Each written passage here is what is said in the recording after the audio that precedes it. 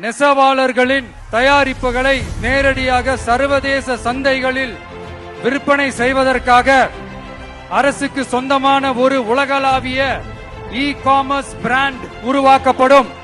மேலும் முக்கிய நகரங்களில் வெற்றி தறி விற்பனை நிலையங்கள் ஷோரூம்ஸ் அமைக்கப்படும்.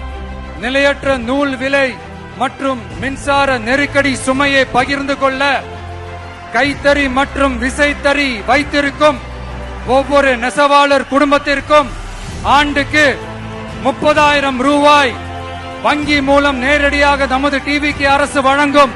கைத்தறிகளுக்கான இலவச மின்சாரம் 500 யூனிட்டுகளாகவும் விசைத்தறிகளுக்கான இலவச மின்சாரம் 1500 யூனிட்டுகளாகவும் உயர்த்தப்படும்.